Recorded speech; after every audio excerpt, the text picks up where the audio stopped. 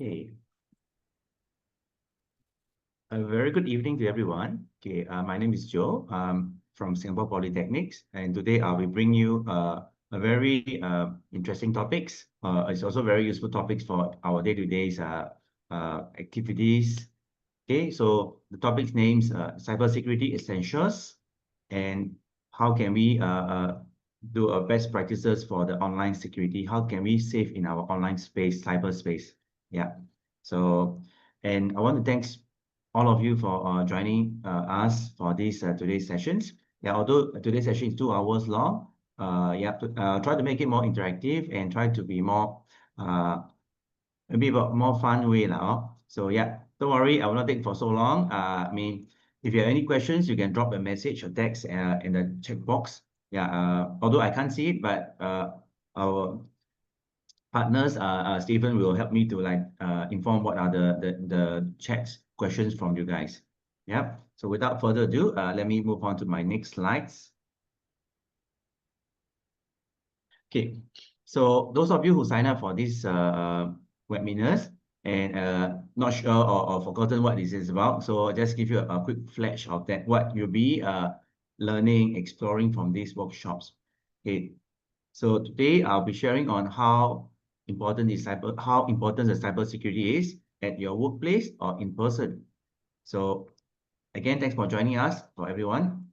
And today you'll explore some types of cybersecurity threats, which you might see day to day, or you might have experienced it as well, which could be phishing, malware, ransomware, and you learn how to recognize and respond to those risks. So I'll be reference to this one of our government's portal called Scam Shields. I'll be using this as a reference so that it will be much more interesting for you guys.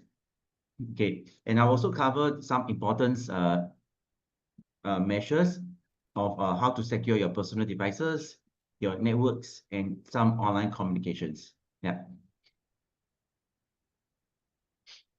Okay, let me jump into the key topics for today webinar sessions.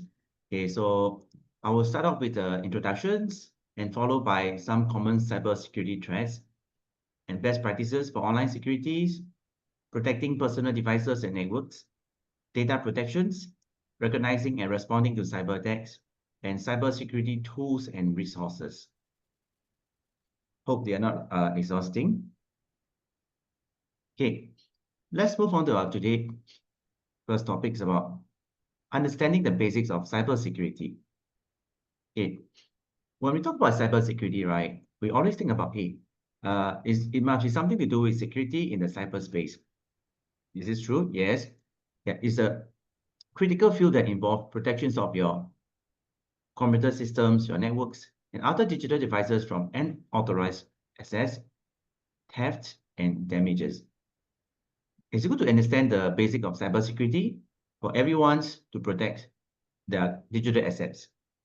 And the primary goal of this cybersecurity is to protect our asset from various types of cyber threats, including malware, viruses, attacks, and hacking attempts. And 2024 and beyond, you may notice that there are lots of deepfakes stuff like softwares, audios, videos. They could come to our in-persons to like impersonate of your loved ones, and they can come and manipulate to our life and manipulate our actions. Okay, so I will share about more about deepfake stuff also, so that you can be aware of the AI generated deepfakes what do you call it, the attacks, okay, to you. And then for cybersecurity, it's not just about protecting your digital assets, it's also protecting yourself in cyberspace. Example, it will protect you from like personal scams, particularly those that involve in fraudulent online activities, and they're also part of the cybersecurity. Okay, so let's move on. Okay. Okay, I will begin with some scam threats that happens in Singapore. Okay, this data has been extracted from scamshield.gov.sg, formerly known as sgalert.com.gov.sg. So now they have a new name called Scam Shield. I hope that some of you might be aware of this Scam Shield, and some of you know this Scam Shield through mobile apps that some of your mobile telco will bundle or install this software into it, or you can install or through the Google Play Store or Apple Store. Yeah. So let me get started with this. Okay, today, right, there are loss of 1.1 billion at least due to scams in 2024 across 51,000 over cases. Okay, so majorly from the government official impersonation scams, which incurred about 100,000 loss per case. Okay, and there were also got investment scams. Okay, about 47,000 loss per case, job scams, and followed by phishing scams. Okay, so there are quite a few of scams that you okay happening in Singapore. Some of you might be aware, some of you might be experience this okay in your life. So let me bring some interesting story from the Scam Shield web portal. So let me bring you to the Scam Shield. Okay, this is a website from Scam Shield. Okay, so good to know. The website is called scamshield.gov.sg. Okay, so if you want to know more about what are the scams that are happening in Singapore today, is a good website to go to. And then if you have something to clarify or something in doubts you want to clarify, there's a 24/7 Scam Shield helpline. You can call 1799 to check it out. Okay, so I want to bring you to some scam that happening in Singapore today. I believe when we say scam, you may probably know that a scam must be something somebody like call you, act like officers to like get your personal data, personal informations, credit card informations, and so on. Yes, they are the scam. So if I say about scam tonight, I can tell you about this scam for like whole entire nights. Okay, so why not I just bring you to some like commonly happening in Singapore. Example, government official impersonating scams. As you see here, today you might be hearing from your friends or you yourself might be experiencing like somebody call you from the malicious numbers. After that, they impersonate, like example, IC officers or police officer, and they ask you for like example, hey, you have some like issues, you have something that you purchase and it has been stuck in somewhere. They ask you all these kind of issues. Then after that, they ask you for your personal details to like okay to receive something back. Okay, so they ask you like bank account details, like OTP number, etc. So they act like government officials. So yeah, at least 151.3 million is lost to those kind of scammers. Okay, it's it's based on 2024. Okay, so how do they come to you? So they ask you to transfer money, like they ask you to like disclose your bank login details, like bank informations, and they ask you to install certain mobile apps and from the unofficial app stores. And sometimes they transfer your call to the police. So these are activities that they use to do it. So please be aware if you experience this, yeah, it could be from the scammers. Okay. Okay, so how to make sure that you are supposed to receive from the authorized or government officials. So you notice that today, if some government officers want to send you something, they will send you to this SMS using gov.sg as SMS sender. So be aware of that. Okay, and if you are in doubts, please call the hotline. Okay, that's how I mentioned 1799, I guess. Okay, 1799 is a hotline for that. Okay, so usually scammer may cite your personal information to appear like it's a very legitimate. Sometimes you may be surprised at it. How come they know my name? How come they know my loved ones? How come they know my some particulars? So yeah, there are many ways to know your particulars. Example, through social medias, or someone spy on you, or someone know you through your friends. Okay, so they can like impersonate you. So be aware. So don't trust everyone. So anything that you're in doubts, you have to verify with them. Okay, so please take note that our government officer will never ask you to do the following. For example, our police will never ask, SPF police will never ask you to transfer money or never ask you for your bank accounts or mobile numbers, etc. They have all your record. They don't have to call you to ask you for that. Okay, and they will never ask you for your SingPass or CPF information. So be aware. Okay, or they never ask you to like some activities that lead you to the bank websites or this. So they will never do. And also including like installing some applications outside of the like official stores, all this. Yeah. So do aware of that. So these are some examples, good examples from how people impersonate. Examples today you can see from those scammers through WhatsApp, they put in like example like our SPF like press logo or this, they add it inside. After that they call you and then they act like they are like inspectors or they're officers, and then they like start to like ask you certain things. Okay, so yeah, take note if you are not sure whether this is from SPF or whoever officers, please call 1799. Okay, so how you can stay safe such as scammers is that please install the Scam Shield apps to your mobile phones. It's available for both Android and iOS. And then the app itself can block certain known scammers numbers. So they will block you before they reach to your mobile phones. Okay. Okay. And good to install some antivirus apps in your devices. Yeah, some may be paid, some may be free versions. And money locked to your bank account to further secure a portion of your saving. You have to block some international call. Sometimes you notice that the call come not from local, some call could be come from the overseas call. So be aware of that as well. Okay. Also good to add two-factor authentication to your online accounts or your emails or anything that you need to identify, authenticate. So please do the two or multi-factors. Two factors mean unique username password plus OTP. Multi-factors mean like unique username passwords, mobile numbers, and plus emails. So this could be multi-factors. Okay. So always check for the trusted source. And if you're in doubts, again, call this 1799. Yeah. So this is for government officials impersonation scams. And you might be come across some investment scams.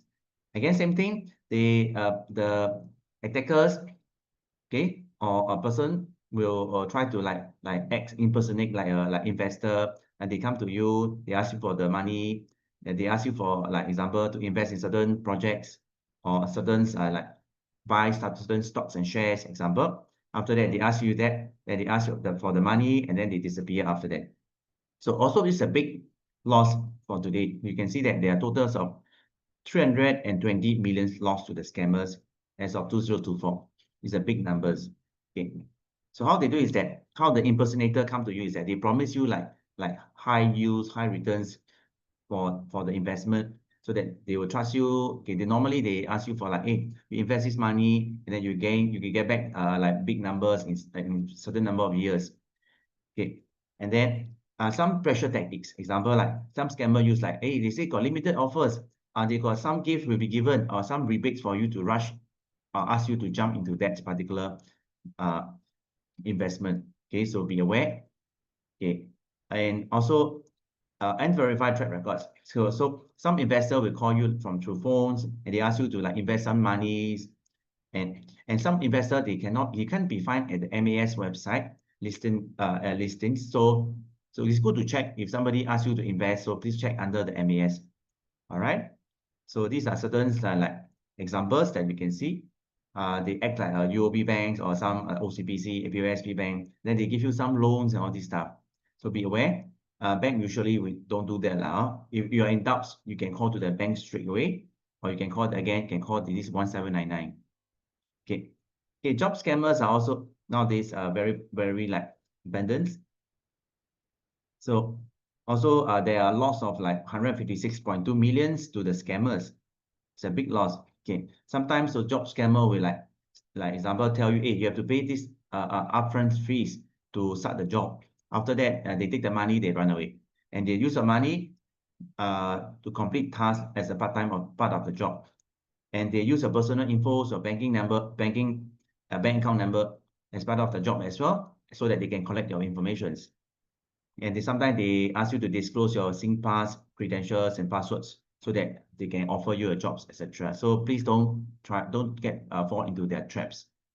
Okay, of course there are some e-commerce scams that you buy something, the items never come and never deliver to your place, and sometimes there are some e-commerce fake website that they like try to manipulate you. Okay, all the items and purchases. So please be aware.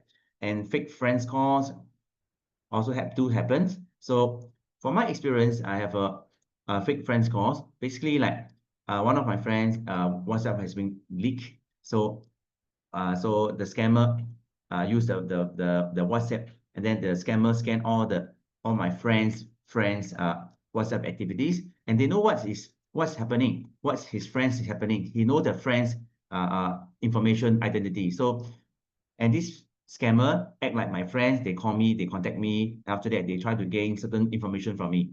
So this is from my own experience. Okay. So if you're in doubts, you better check some particular from your friend. Hey, sometimes your friends these fake friends maybe give you some like inconsistent informations to you. So better try to be like asking more questions if you're in doubts. Okay.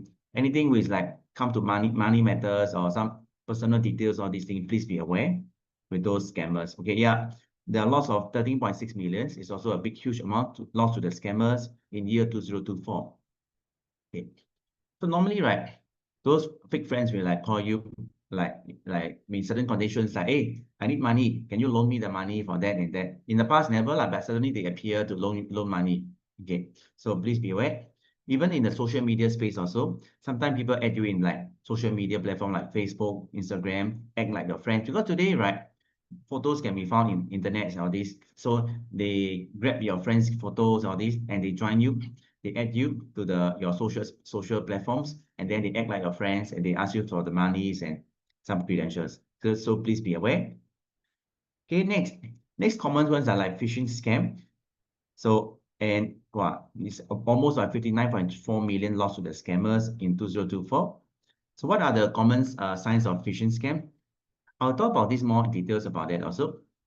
And today, right, you might receive some certain emails, SMSs, or some images, or some QR code advertisement, and you try to like go to the emails link, go to the email links, advertisements, so on. After that, you notice those are not real, and you log in through using your own emails addresses, everything. And after that, they capture your email login identifications, and after that, then they go and like use for other purposes. And sometimes they will steal your credit card informations, the numbers, etc.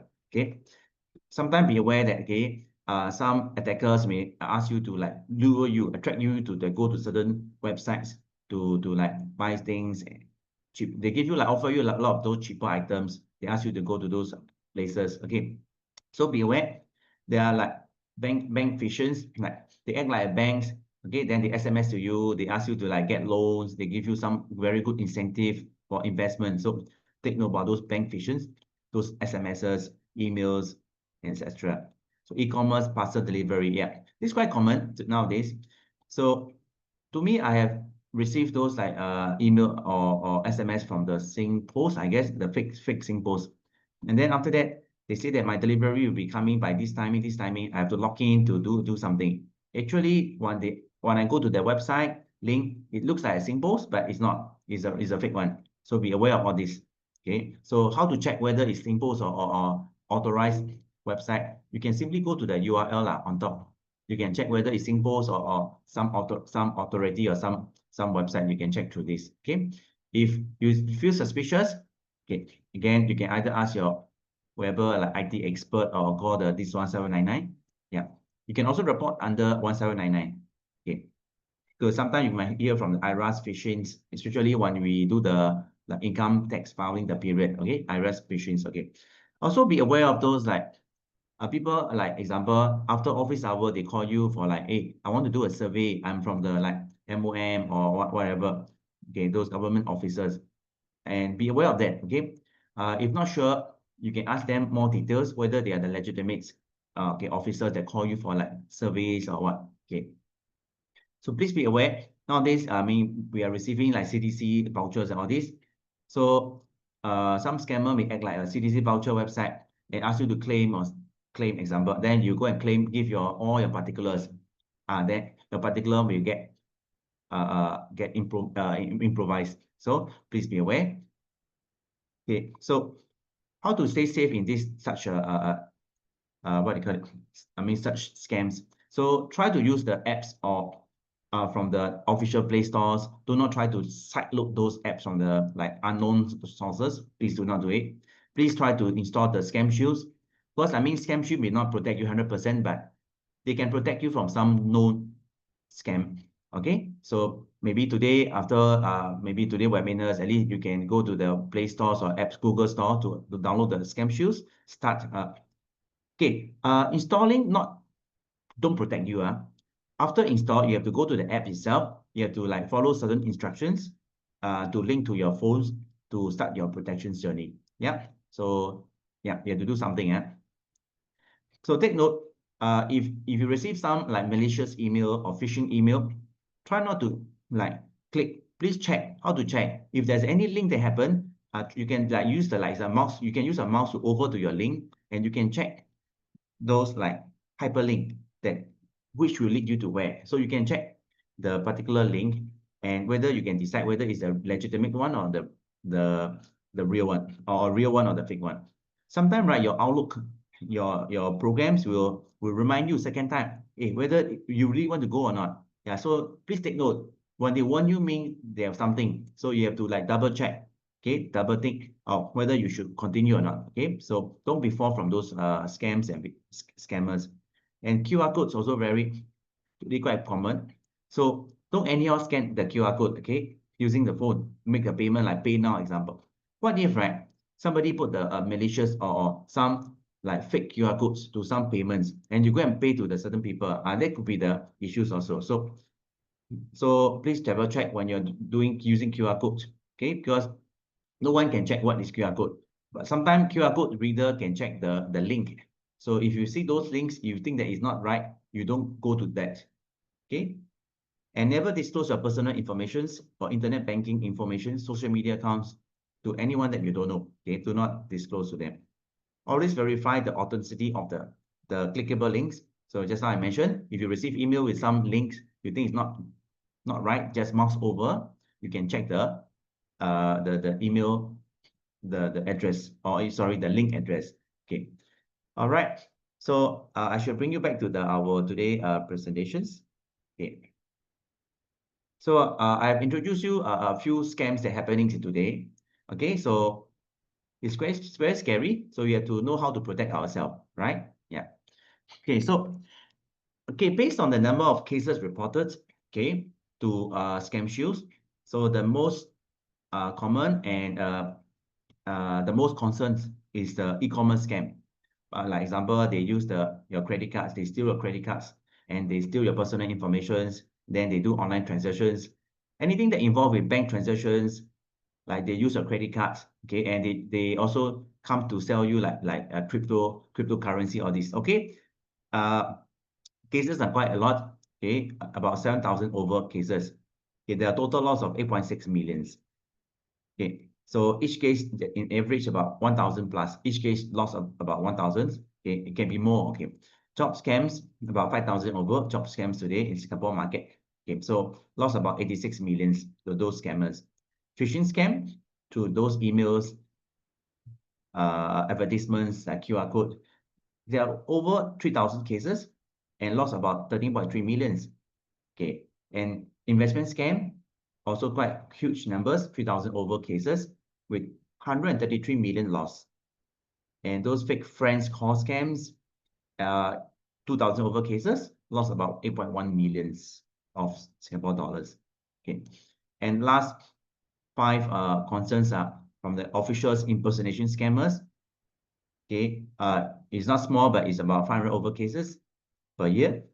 And loan scams, internet love scams, and official sexual service scams, and social media impersonation scams. So those are the scams that happening in Singapore today. Of course, I mean, these are the top 10 scams. It could be more, okay? Could be more, like game scams, maybe personal, maybe like breaching personal data, all these. Those are other scams are available, yeah. So if you want to know more about it, you can go to the Scam Shield website. Okay, so today, how the scammers or attackers or hackers come to you, come to your loved ones, okay, come to your organization, come to your company. Number one method is through messaging platforms, like example, social, like WhatsApps, Telegrams, or WeChat. Okay, so today, many like scammers, they randomly, right, they send a message to you, and then sometimes they randomly add you to a particular chat group. Okay, as if like okay, they have this good lobang. Okay, so you can go and like join the lobang, then you can get certain things. Then you have to provide your particulars or this. So yeah, so messaging platforms are today like most commonly place that scammers will come to you. Okay, so sometimes don't be like surprised. Well, how come the person know me? Because they do random attacks. So they come to your numbers randomly. Okay, so when they come to it, please check the numbers, their contacts. If you're suspicious, okay, you can either like ask the persons or you can even silence yourself. Okay, if a person really needs you or needs your response, they will like ask you for it. So maybe first message you can don't reply them lah. To me, my method is that if someone like I don't know the person that ask me about like loans or ask me about some investment, I'll just keep quiet. Unless the person need me, they will just keep on like reply send me. So then I'll ask him whether I know him or not. Example. Okay, next, social media like Facebook, Instagram. You can see there are a lot of scammers that are happening. They like try to use deep fakes like fake videos or fake audios. They impersonate people and then try to like approach you, try to add you, okay, and they act like the opposite sex, and then they try to attract you, and then after that they will try to like uh fall into their traps. Okay, so take note. And next, number three, okay, online shopping platforms. Okay, so you we know that when you say online shopping, you might know like Shopee, Lazada, like Carousel. Okay, okay, this Carousel, I myself, I face this experiences. Okay, and last year, I was using Carousel for about 8 years. Last month, okay, not last, okay, last year, my Carousel account has been like frozen. Okay, the reason being is that they froze it because somebody take over my account and then they try to like do buy sales in the like how to say unintended way lah. So they notice it. They very smart. Okay, they have some scanners tools to solve it, and then they have some reporting features. So once Carousel detected that my account has been compromised and then used by other people for unwanted activities, so they block me. Not say they try to freeze my account for good reason. Then after that, then they tell me, hey, your account has been frozen. So for some malicious activities, if you're the real owners, then you try to contact to them. So yeah, after I contacted them, they asked me to create new accounts, and then after that, they asked me to like keep on using it. Okay, I mean continue use it. Okay, yeah. So yeah, sometimes the platforms are they're very good. They help you to like check for you. So yeah, so that you will not get like sabotaged by those like scammers. So please take note again. So how to safeguard is that, okay, just now I mentioned, try to, when you use those online apps, try to use two factors or multi-factors locking authentications. There are some phone calls that happens. I think nowadays, after I installed the Scam Shield software, the call are getting lesser.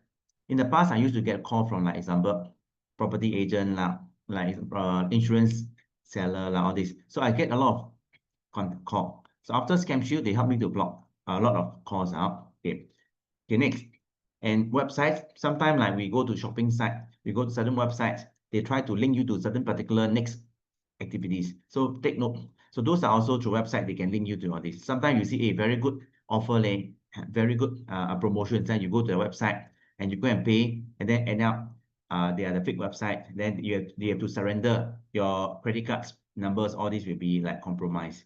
Okay. Okay. So let me go into some more technical terms.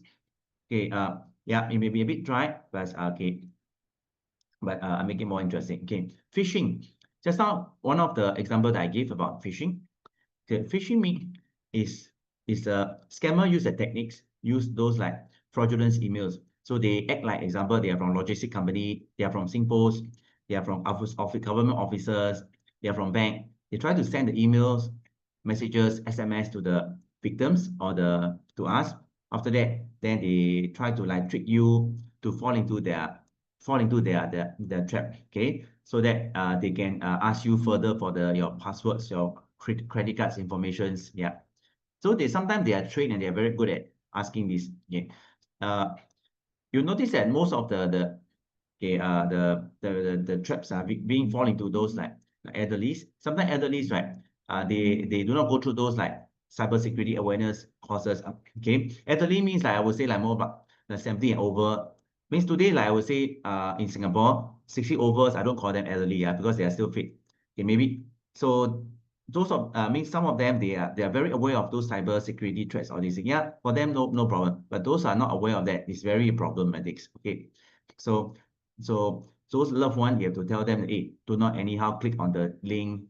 Okay, do not anyhow read open the those attachment file, all this. Try not to. Okay. So how this phishing works is that someone appear to come from the trusted source, like what I say, banks, employers, or populars website, or even can be your friends, your loved ones, your parents. They act like your parents. They ask you for something. So you have to be aware of something. If you feel that is not right. Okay. So what they try to do is that they try to take away your identity, your personal informations, and then it'll make you find some financial loss. Because you go to that particular area. Yeah, example, if your credit card has been compromised, they use your credit cards to do a very big amount of transactions, and then they will do some unauthorized access to your personal, your corporate systems to either harm you or harm your business or harm your organization. So be aware of this phishing scam. Okay. So when you look at it here, there are quite numbers of like Fisher, I call it, numbers of attacks using phishing methods. Like example, spear phishing mean like go direct to the person. Phishing using voice to impersonate and attack the person. Using email, using website, HTTPS. Farming is like using fake website. Pop-up phishing is like sometimes you go to some website, some pop-up come out, they ask you to click on this link to continue to next. So they do those phishing way. Evil twins, watering, and so on and so forth. There are quite a number of phishing scammers today in our social world today. So be aware of all these phishing scams, phishing attacks. Okay. So let me show you a short video on from this scam shields from SPF, like Singapore Police Force. You can find from the Scam Shield website as well how the phishing works. Okay. Yeah. So please sit back, relax, and show you the short videos.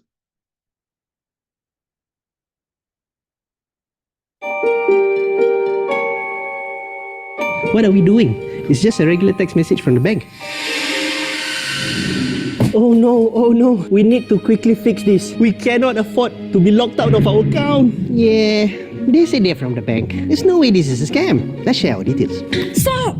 Didn't we see the red flags? Why does this SMS come from a weird number? And there are grammar mistakes here. You know banks no longer send clickable links in text messages already? Did we get scammed? We'll do better to spot the signs next time. Sounds familiar. Looks like we've got ourselves a phishing scam. Scammers use phishing to steal your personal or financial information. Phishing sites try to mimic legitimate sites, services, or familiar personas to trick you into providing your data. Once they get your sensitive details, hackers can then use them to steal your funds or make unauthorized transactions on your cards or bank account. Never share your banking account information, such as your password or PIN. Always check you're using official websites and do not click on links sent through email or text messages. You can also download Scam Shield at www.scamshield.org.sg. If you suspect you've been scammed, call your bank immediately and make a police report. Remember to stay alert and stay safe. Together, we can act against scams. Let's move on. Okay. Next well-known attacks or the threats will be, we call it malware. Okay, so malwares are like they are the software that stay in your phones or stay in your computers that track your activities. After that, then they will do in the back end, they will do some unauthorized activities. Example, they might take your OTP data, or they might take your personal data, like your files, your informations, and then they will send it to their main source. Okay. So sometimes the malware it can come in the forms like viruses. Trojan is kind of a viruses as well, or spyware that stay in your computer as a software or a service. They can run in the backgrounds to spy on your activities. And some come in the form of adware. That means certain like advertisement asks you to like download the programs or mini apps or mini software. Once you download it, they will try to track your online activities. So those are under malware. So impact will be the data loss. Of course, I mean, they come to your systems or phones and they try to take away your data. And sometimes they can cause you system corruptions, and they try to disturb your system to shut down or frozen and so on. And sometimes the malware could affect your performance, your system, or your system performance degradations. Yeah. So let me show you a short video again about malware from our SPF. Wow, the offer looks good leh. And the food seems delicious. Oh my god. Go, go, go, let's order now. Faster, click on the ad so that we can enjoy it for dinner tonight. It's directing us to download an app. But it's not on the Play Store or App Store. I'm sure it's fine, it's just a small local business. Gonna download the app in 3, 2... Stop! Aren't the offers too good to be true? Why isn't the app on an official store? Sideload apps have not been verified and could very well be malicious. Oh no! We almost got fooled by a fried chicken scammer. Who are these scammers? How dare they prey on the hungry? Sounds familiar. Looks like we've got ourselves some Malware. With you contacting the seller on social media or WhatsApp. They then send you a link to download an Android package kit, APK file, supposedly to order and to make payment. This could be malicious software or malware that can allow scammers to access your device remotely and steal passwords, including those stored in the device. For example, your SingPass and bank account login details. Beware of downloading applications from third-party or dubious sites. Instead, install antivirus or anti-malware applications to your device and update your device's operating systems and applications regularly to be protected by the latest security patches. Disable install unknown apps or unknown sources in your phone settings. Do not grant permissions to persistent pop-ups that request for access to your device's hardware or data. If you suspect you've been scammed or your device compromised, quickly call your bank immediately and make a police report. Remember to stay alert and stay safe. Together, we can act against scams. So please take note, for the malware is the software form. So try not to download those software from unknown sources. Although you feel that there are a lot of good deals or these, so please try not to. Yeah, if there's anything like the system or your phones or something has been compromised, please report the issues, report the scam, and then do the police report. Yeah. Okay, next threats, let's talk about ransomware. The name say ransom.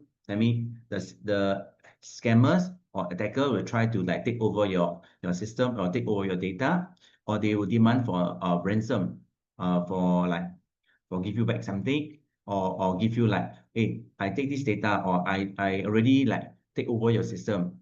Okay, you have to pay me money to unlock something or make your system back to normal. I call it decryption now. Okay, so these attacks can become in the form of through email, through some malicious download, or some unpatched software. So sometimes when you install some software, you have to know that the software must be from legitimate vendors.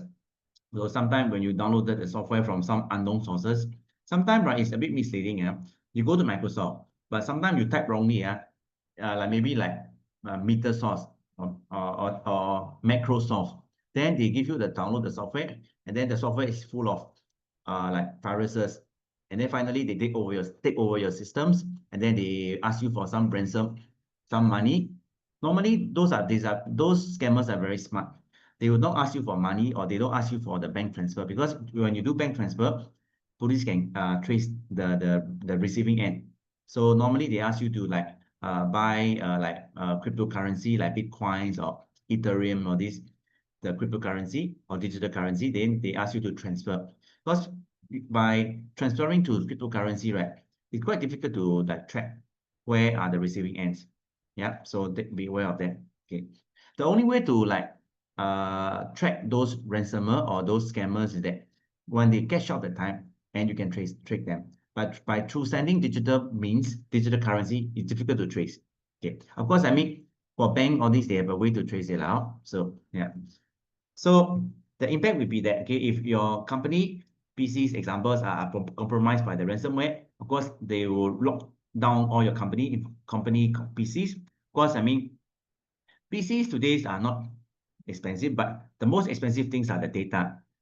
data, okay? All the works files, all these are very, very important. Okay, so sometimes no choice, they ask you for money, so you have to pay for that. So when you pay also, right, there's also, you have to be aware of that. They don't do for you also. You pay them, but at the end of the day, they will still lock your system. So be aware of all these tricks. Then it can cause you data loss. Like example, they will threaten you like, hey, your system has been compromised. If you don't pay by these days, I will delete away all your personal info, etc. So if this happens, right, to me, what I will do is that I'll back up the data. If I'm very scared that there's really ransomware, right, I'll back up data first. After that, then of course, I mean, if they try to lock up, I will try to format my PC. That's one way to counter. Okay, or sometimes you don't need to be scared. Sometimes they just like threaten you. They may not really do it to you. So be aware of this also. Okay, and scammer can do financial extortions as well. Okay, so these are the like ransomware attack. So attackers or the scammer will send the phishing email to you as if like they are from your friends or your authorized officials. And user will receive a link or clicks. So once you receive the click or link, and user will click it, and then they will download, they will feed the malware. Remember, malware is a software. They will save into your PC, and they will they will execute it. So sometimes be aware. Sometimes, right, they'll pop out something on your PC, and then you have to check carefully whether you should allow or deny. They don't click wrongly.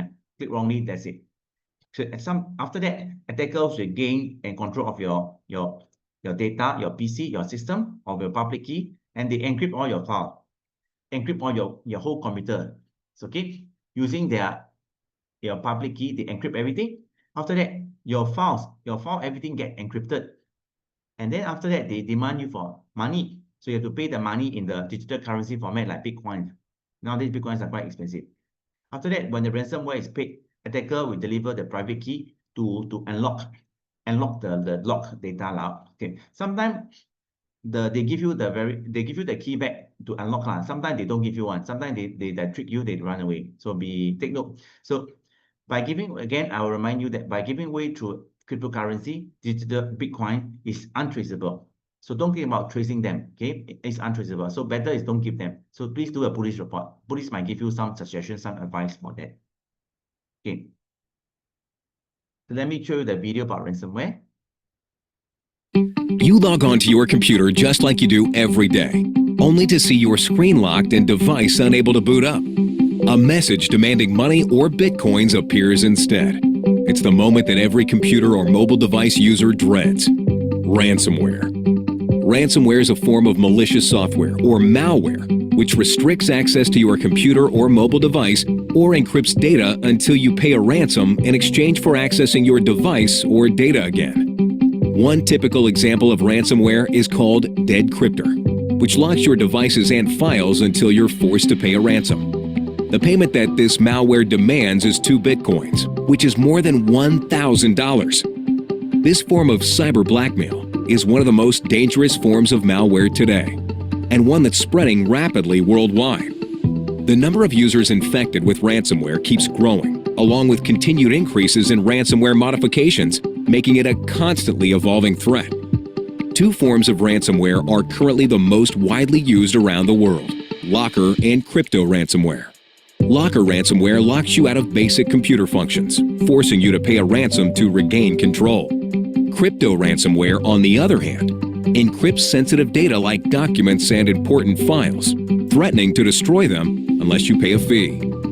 The 3 main ways ransomware can infect your computer is through spam, spear phishing, and watering hole attacks. Scareware tactics are also used to spread ransomware by creating fake software or messages purporting to be from a legitimate source, but actually demand that you pay a ransom to regain control of your computer. As dangerous as ransomware is, you're not helpless against it. It's important to know how to recognize how ransomware is spread, and the defensive measures you can take to stop it before it becomes a serious problem. Avoid phishing scams that spread ransomware by not opening any suspicious emails or links, and also avoid visiting any suspicious websites that may contain ransomware. Know how to recognize scareware tactics by cyber criminals too. Be sure to back up your computer or mobile device and always use up-to-date internet security software equipped with specific anti-ransomware technologies. Above all, never pay a ransom, as it only emboldens the cyber criminals behind these scams. Ransomware is a serious threat that can affect you and all computer and mobile device users. But by knowing how to avoid it and by using up-to-date security software, you can stay safe. Do your part by staying vigilant and investing in trusted security software today. As you see, the video tells that, do not always pay for the ransomware, and try to install some ransomware, anti-ransomware software. And it's good to back up your computer system in case somebody like lock down your system. You still got backup for that backup solutions. Okay, so let's move to our last threats called social engineering.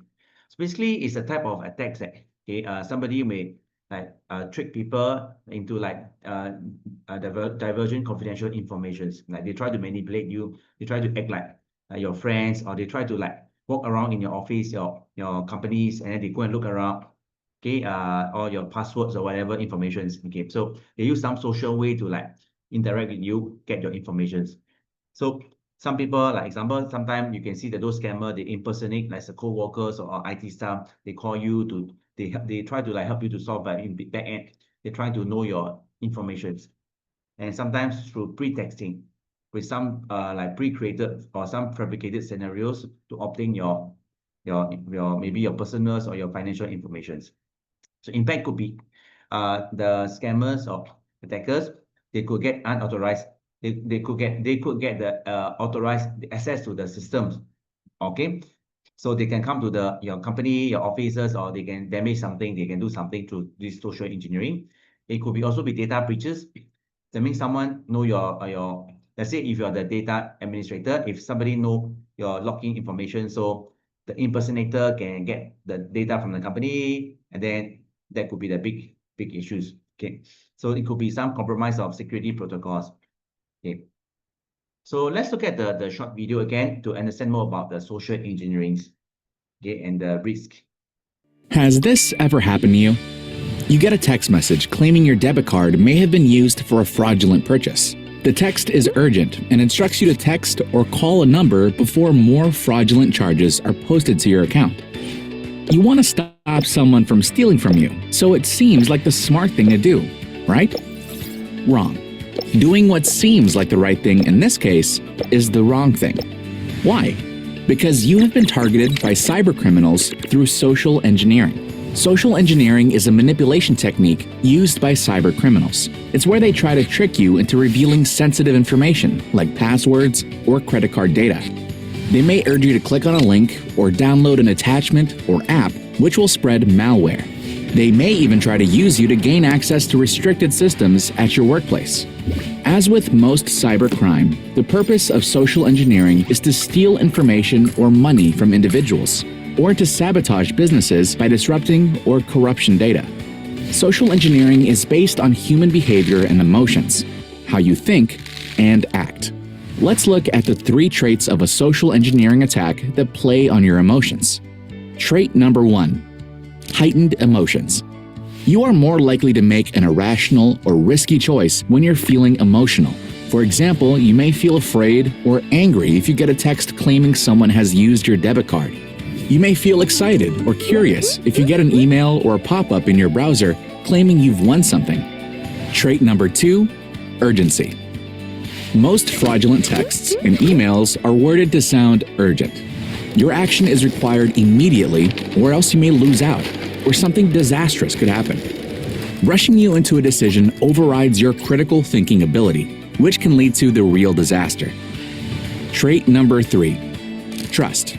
If an email comes from what seems like a trusted source, double-check the URL of the site. Cybercriminals mimic branded websites and logos, but closer inspection usually reveals the website name is slightly different or the images are low resolution. Now that you know the traits of a social engineering attack, you can be on your guard when and where it happens. A social engineering attack can target you through your email, text message, or automated voice message. Attacks through websites include DNS spoofing, which redirects your browser to malicious sites, or scareware. Scareware uses false warnings that your computer has been infected in order to scare you into purchasing fraudulent cybersecurity software that contains malware. In extreme cases, an attack can be a physical breach of security at a company. Criminals may pose as employees or vendors, or may ask you to hold a door open to a restricted area while they carry something in. If you suspect you are being targeted with a social engineering attack, play it cool and take a moment to ask yourself these security questions. Are my emotions heightened? Did this come from a legitimate person? Or does the email address use characters that mimic others? Would my friend send this?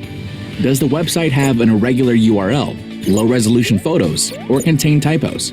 Does the offer sound too good to be true? Does the attachment or link name seem odd or vague? Can this person prove their identity? Be proactive about your privacy and security on your desktop and mobile devices. Playing it cool when you get urgent messages, and never sharing your sensitive information is a good place to start. Now that you recognize social engineering, you can avoid it.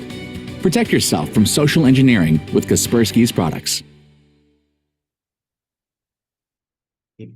Let's move to our current and bit of scary types of threats in cyberspace today. It's called deepfake.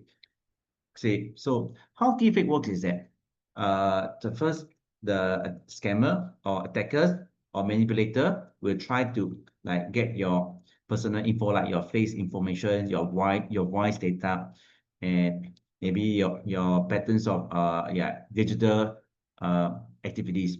After that, they try to train your faces, your voice, your audio using AI. After that, they will replace as a impersonated versions, and then they will try to create videos or something, and this video will be sent to the loved one, and then make use of your face, your as if you are the person, then also using your real voice also. They can be trained in today AI world. After that, sent to your loved ones or maybe your parents or elderly. After that, as if you're asking the money to them and so on. And these types of tracks are really happening. Okay, so they call it deepfakes. So today in Singapore, deepfakes in Singapore have been jumped 5 times in last year alone. Authorities have found that the technology is being misused. Today, right, you will notice if you are the Facebook user, right, when you scroll sometime, you notice that some videos some videos some AI video they fake as if they are the government officials. They try to say different words. They try to say some investment talk from the government officers. After that, then they will try to attract you for some investments and so on. So all these are considered deepfakes. If you're not sure, sometimes you can go and read some comments by the other people, or sometimes you can check your friends whether this is the real one or the fake one. Okay, so technology is there. Nowadays, today, a lot of things can be manipulated. So be aware of all these scammers using deepfakes. Okay. If you are interested, you can go into these deepfakes videos through YouTube. Okay. So how the deepfakes works is that, okay, so they use something called face swapping now. So they use your facial face. After that, they add to the scammer. After that, they swap it. So as if as if you're talking to your loved one or somebody. Yeah. So this is deepfake stuff. There are quite a number of tools and software that can create deepfakes. So one of the popular tools you can find from the deepfakeweb.com, and there are some software tools that you can make it into fake videos and fake audios and so on. And they also got some open source for deepfakes lab. Okay, I'm telling you this because those are there are free versions, commercial version available for scammers or impersonator to all these scamming. So be aware of this. Sometimes, right, how do we know they are made by deepfakes? You notice that sometimes the video that generated by deepfakes, right? You notice some area like your skin tone, your face may not match to the body, or sometimes your face, right? The facial expression is very constant, not natural, or very stiff, or sometimes it could be some liaising, some anti-liaisings on your face nearby, the edges not so smooth. So you can see all this. Sometimes they use some funny backgrounds to do it deepfakes also. Okay, how about audios? So for the audios, right, also take note. If okay, first thing you have to know your loved one or your friends or your colleagues who talk to you, and then sometimes certain words, right, may not be exactly like same as your friends or your loved one that they speak. So you have to catch those words. Deepfake cannot fake everything now, so take note. Okay, so you have to be aware. If you feel that, hey, is it your friends is really calling you, or if you're not sure, you better call to your real friends. Okay, don't get being called by those like malicious number that call you as if like is it your friends or if your loved ones or your parents. After that, they are the fake, they're not real one. So better be checked. Okay, so how can we, so now we have gone through the quite numbers of threats in the cyberspace for to protect our digital assets, our computer systems, and also ourselves. How can we secure? How can we stay safe in our this cyberspace? Okay, so number one, we have to use strong passwords for our authentication. Okay, so in the past we use example like 6 to 8 type of password. Today's standard is not safe already. It's good to have more longer length passwords. Maybe recommended like about 12 characters, including a mix of letters, numbers, symbols. Sometimes take note, you make it so complicated, then you can't even remember your own password. And try to avoid your personal info in your password. Like example, your name and your birthdays, some common words. And you can use the password managers, like example, big wardens, that LastPass, 1Password. It's okay. You can use those password manager to keep your password safe. Sometimes, right, you can't remember everything. So the password manager will help you to keep all your passwords. Okay. And next, from now on, it's good to practice two-factor authentications. Example, when you log into your email, log into certain apps. I think banking apps by default is already two factors or multi-factors. So that although if your username password is being compromised, the hackers cannot access your data or access the system because they need to have an OTP, two factors. Okay. So yes, there are many ways to get your OTP also. They can even like call you, impersonate you something, act like an officer. They ask you for the OTP. So it can be done. So be aware of that. So good to protect your emails account, your banking systems, your financial applications, work systems, even your social media. Try to protect using two factors or multi-factors. Okay, so ensure secure browsing habits. So when you browse a certain website, try to look for the website with the HTTPS. I mean, the website come with the, let me show you how does it mean. Okay, you can see here the website with HTTPS over here. So try to look for that. When you do e-commerce, okay, online transactions, always good for those HTTPS. Okay, don't do any transaction with HTTP. Without S, you don't do it. Okay, so just for your awareness. Okay. And try to avoid the public Wi-Fi for sensitive tasks. Example, if you need to do online transactions, try to avoid the public Wi-Fi because sometimes the hackers or some social engineering personnel, they try to like give you a free Wi-Fi access point. After that, they will monitor your transactions and then they will take away your informations. Okay, and don't click on the suspicious links or advertisements. Update your browser regularly. Yeah, if you're using Microsoft Edge, like Google Chrome, you can update for it. You can update yourself. Okay, sometimes they auto update, sometimes you have to update yourself. And next, keep your devices secure with the software updates and system updates. Okay, so and enable auto updates for the operating systems like your Windows, your Mac operating system, your Androids, iOS, and so on. And try to automatic updates all those browsers or antivirus softwares, etc. And good to patch those known vulnerabilities. So good to do software updates regularly. Don't do it like example 6 months one time. Nowadays, the software patches are like giving you like almost like once a month or sometimes twice a month. So good to update those patches because we don't know only there are quite numbers of attacks happening in the world. There are millions of attacks happening in a day. Okay, so better to protect, not to happen all these scams and all these viruses. And next, use the antivirus and anti-malware protections tools or softwares. Like example, like just now you saw the Brangor, Kaspersky, Norton's, or some known software. Sometimes, right, antivirus software itself can be a virus. Sometimes you go internet, look for antivirus.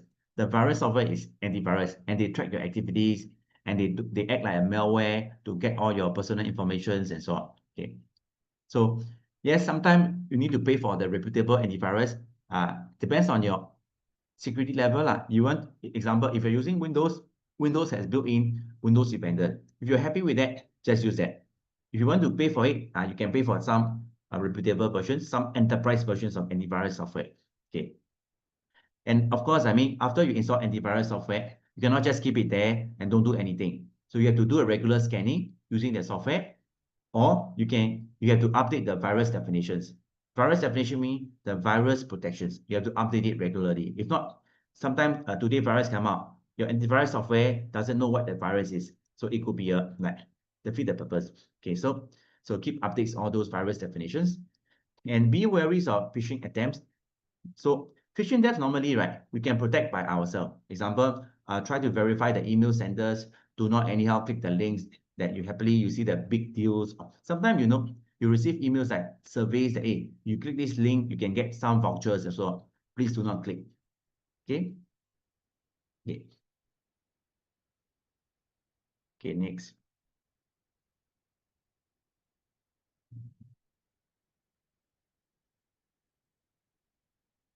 Okay, this is a summary for the how can we play safe in our cyberspace, in the cyber war today. Okay, number one, keep your password strong. Remember at least 12 mix of characters and numbers as possible. And it's good to update your password. Maybe like good practice is like maybe half yearly to update your password. Don't keep your password like the whole entire life. Don't do that. And then good to have 2 factors at least, or you use multi-factors for those banking, financial software, financial applications. And try to do secure browsing using HTTPS, and try to avoid the public Wi-Fi or free Wi-Fi sometimes.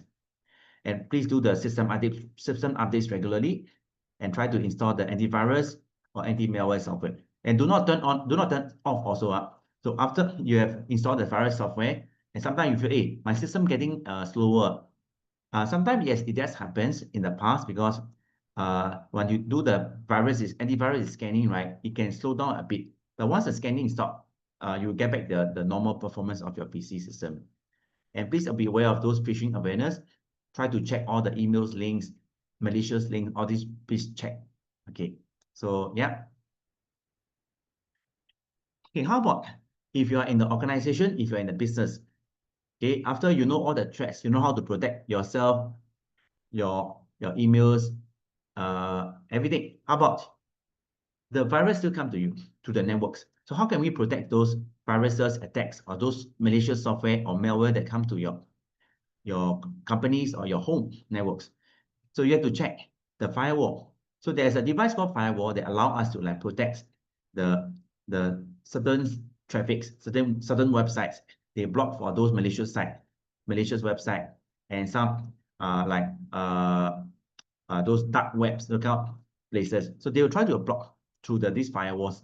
Okay, so firewall can also block particular like traffic networks, and they also can allow for some particular networks. So those we call it whitelisted. They can blacklist, they can whitelist certain network traffics. And you can also, if you are the company that dealing with like lots of data, lots of sensitive informations, okay, and you can also deploy the firewall plus IPS, intrusion prevention system. That means you can monitor whoever come from the internet. They can try to like scan intruders, right? Can scan it out. After that, they can activate. If there's any unauthorized personnel coming in, they can detect. They can like alert to the IT officers or IT professionals. And you can also add on IDS, okay, detection systems. Okay, you can also can add detection systems to regularly detect those viruses, malware, Trojan, all these. You can detect through this intrusion detection system, IDS. Okay, yeah. So you can also, like example, combine like firewall plus IDS plus IPS. You can also, okay. So it depends on your needs. If you need more security, you have to do that. So firewall to me is just to like protect you from incoming, outgoing traffic. But IPS can do monitoring. IPS prevention, they can prevent from happening. IDS can do detections. Okay, so the best practices for network security. So please regularly update the software and firmware of the devices. Okay, you notice, right? Although you deploy a firewall in your network, but if you don't update the firewall firmware, it's a defeated purpose, because your firewall is not up to date to protect your entire networks. Okay, so good to update the software firmware. Same thing apply to IPS systems or IDS system. Yeah. And use strong and unique passwords for all your devices that you use. Conduct regular security audits and penetration tests. So, some company that I worked before, so they have to do regular audits yearly. So you have to go through some yearly audits so that the auditor will come and they will help you to check any like weak points in your company's IT infrastructures. They will help you to check. After that, they will give you some reports to follow up to correct the actions. Okay, so do aware, those are necessary. And sometimes, right, you can hire some organization to do penetration tests. We call it pen test. Okay, so they allow people to like do some testing. Okay, some testing to it. Then whether your company networks are strong or not, they can do some testing for that. So you can deploy some monitoring tools to do real-time scanning. And if your company or your business is using Wi-Fi, try to use as secure Wi-Fi as possible. Example, WPA3 is today known to be the best encryptions for the Wi-Fi connections. Okay, so it's good to do backup if we are dealing with some critical data of the network, because once being attacked, for example, like ransomware attack already. So the only way to prevent is to use what? Backup your data. After that, you can have to recover from the backup data. Yeah.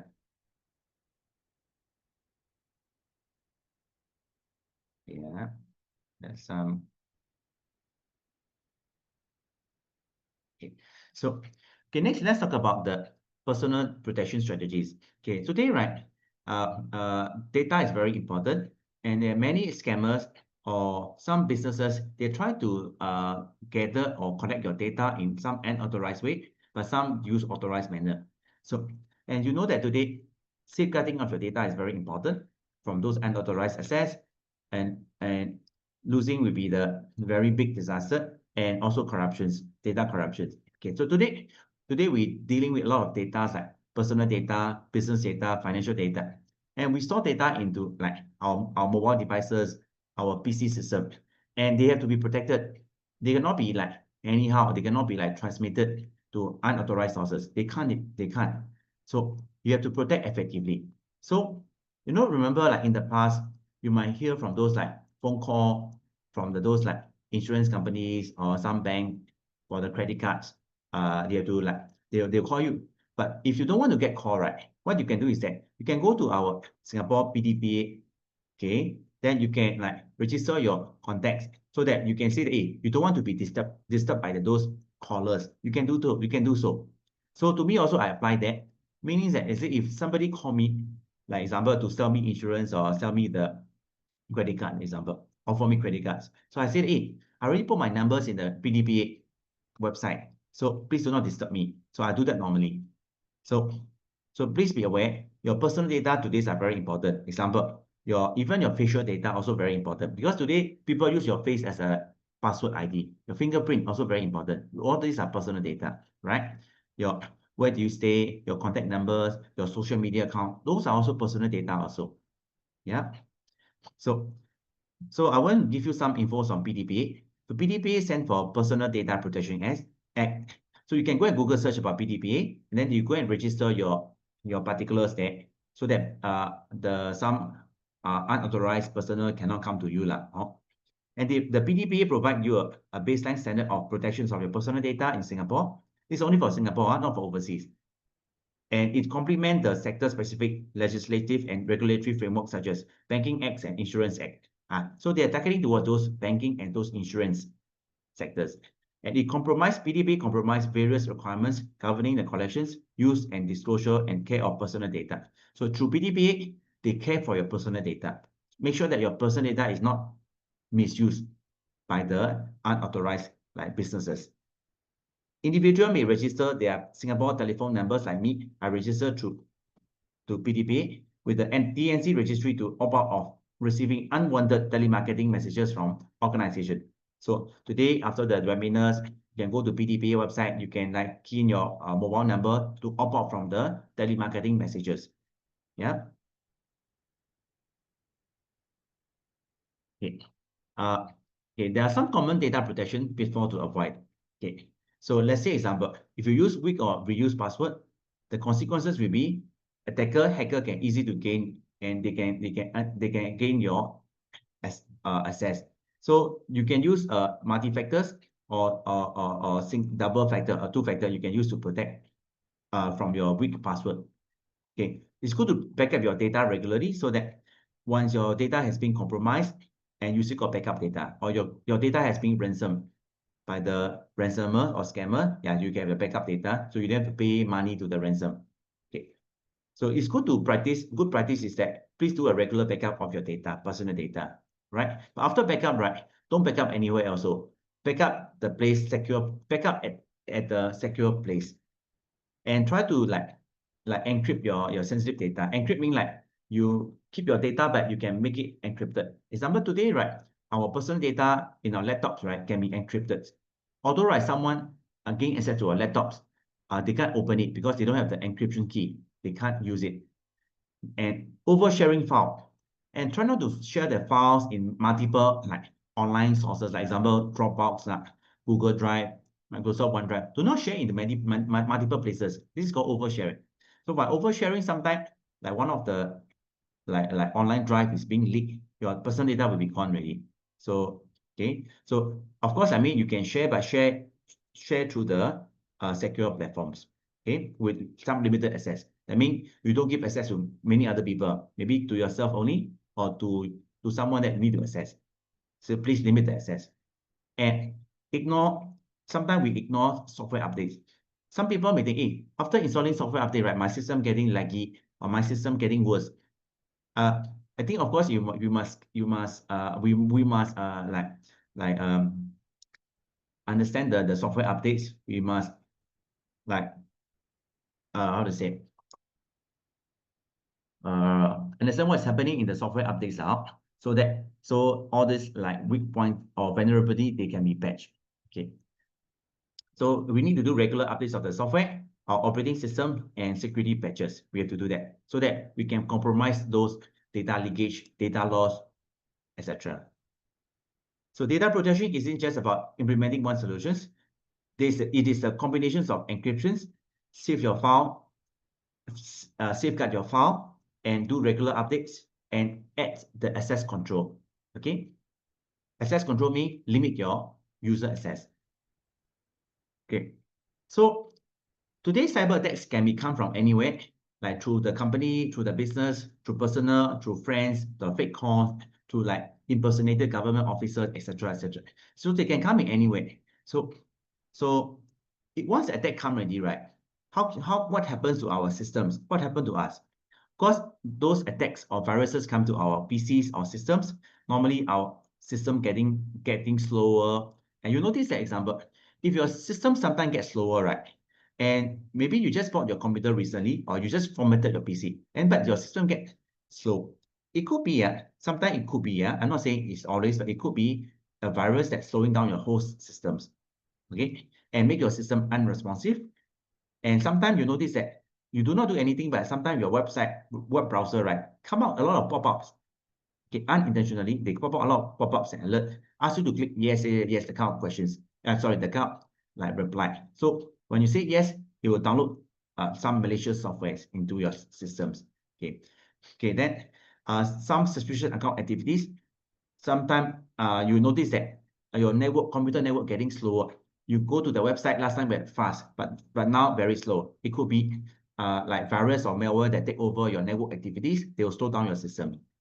Okay, so sometimes you have to be aware of the antivirus or firewall warnings and alert. Sometimes, right, we are in the rush, or we don't care about what's happening. So we have to be aware of those like alert that come from the antivirus software now. Yeah, they tell you, hey, you cannot do, don't go this. If you go this, there will be high risk. So you have to know all this. like alerts and all this stuff. Okay. Then try not to install the unauthorized software. I mean, if your own personal thing, I mean, up to you lah. But in the company or in organization, try not to install unauthorized software. Try not to. So it's very dangerous, not only for you, for the company as well. And then take note of those ransomware messages. Okay, so be aware of those signs. Yeah.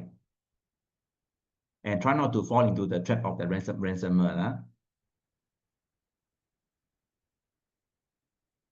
Let's say if somebody or your company or you yourself get the cyber attacks, so don't be panicked.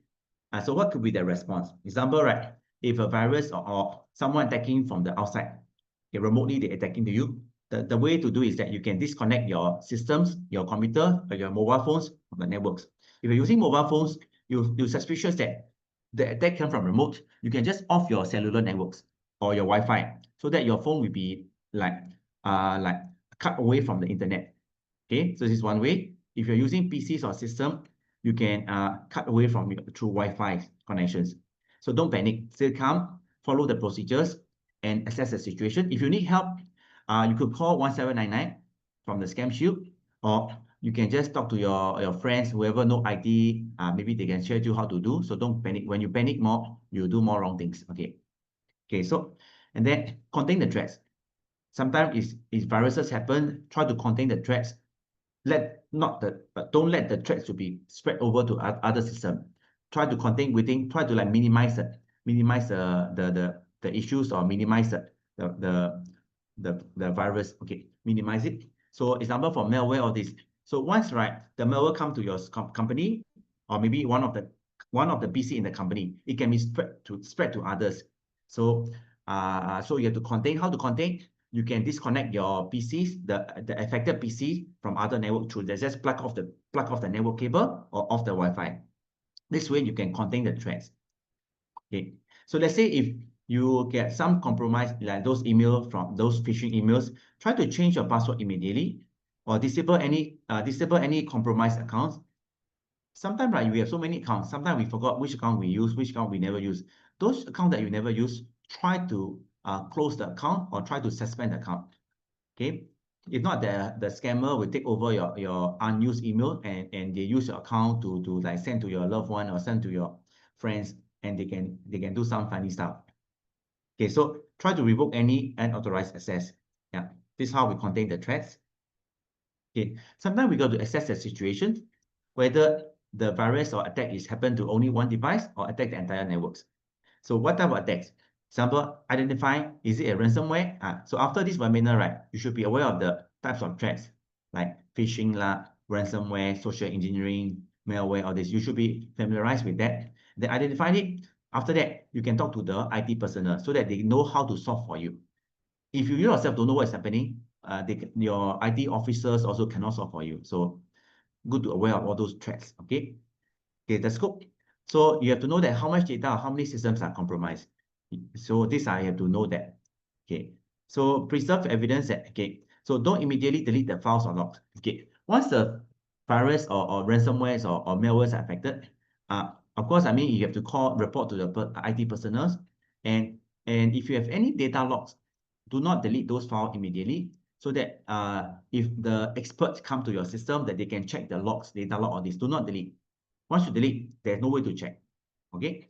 And next, it's good to neutralize the threats, meaning that if let's say there's malware detected, you can run the antivirus software or anti-malware software to like either clean it or you can quarantine the malware from your actual systems. You can quarantine it.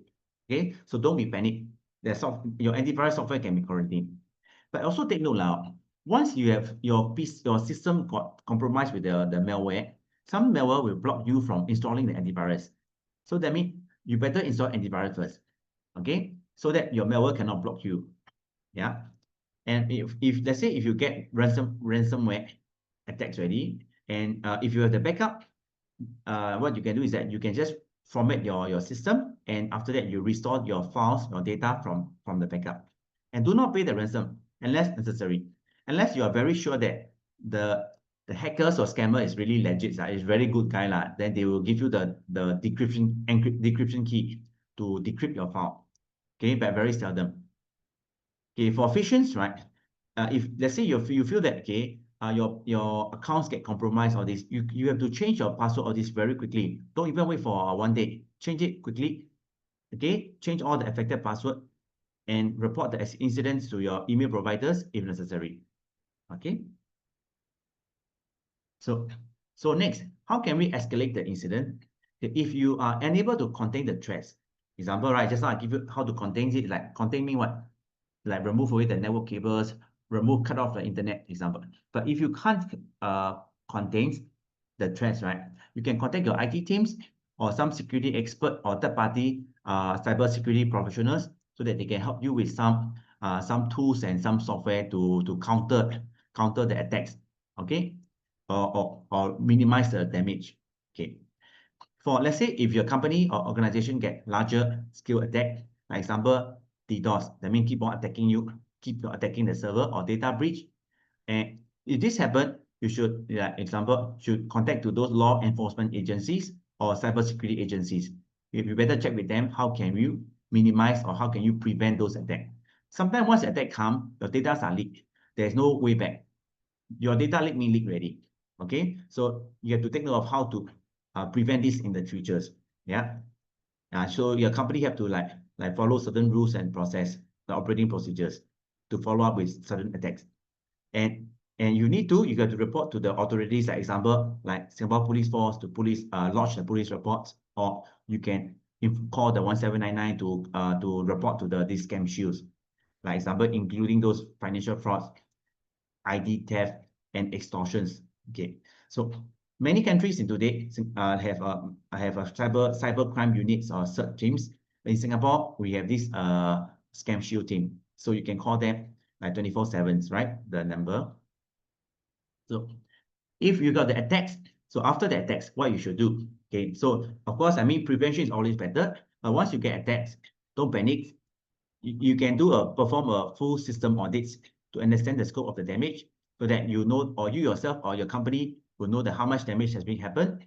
And it's good to reset all the passwords, okay, and review and strengthen your security protocols and notify the affected parties, like example, your customers. Sometimes, right, if your company data has been breached, your data could include your customer data. So it's good as a courtesy, as a good guy, as a good company, it's good to inform your customers, hey, my data has been leaked out. So it could be your data also being leaked out as well. So please courteously inform your clients, your customers, or the users, okay?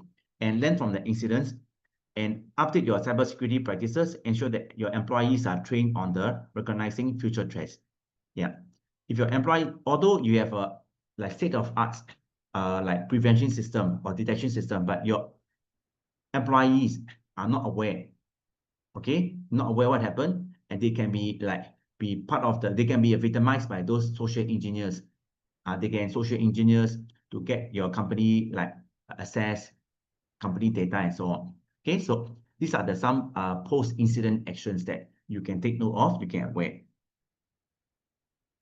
And of course, there are some cybersecurity tools that you can run it to protect the systems, networks, and data from the cyber threats. So there are some tools and software or devices and software that you can use it. Remember, I got tell you about firewall. It's a device. Firewall can be software. It can be also hardware to protect your network traffic. It's always good to encrypt your data, and it's good to use a password manager to protect all your passwords today. Today, right, we have a lot of social media accounts. We have a lot of emails account and so on. So it's good to keep those into one manager out to safeguard all your password. Okay, VPN, virtual private networks. Let's say if you need to access particular secure data, you have to connect to the VPN networks. VPN known to be secure. IDPS, intrusion detection and prevention system. So IDPS means combinations of IPS and IDS I mentioned earlier. So this system allow the system to monitor those threats and all these attacks, and then they can alert the IT officer or IT personnel immediately if there's any attack coming in, so they can react accordingly. Okay, there are some security information and event management tools that you can deploy in your company to do regular monitoring and do the event management. Okay, so you can monitor the event logs, what happens day to day, what happens what kind of network traffic happens in today, okay, whether computers slow down or network slow down. So it's good to monitor if your company dealing with ITs and data and all this. Understand how to use these tools. Sometimes, right, your boss buy a very good software tools, but your employee don't know how to use it. That's also the problem.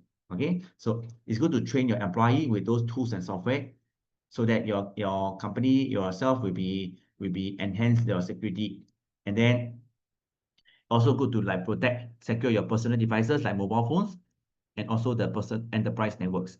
So those are the like leveraging the tools and software for the like personal safety or digital safety for you and your company. Okay.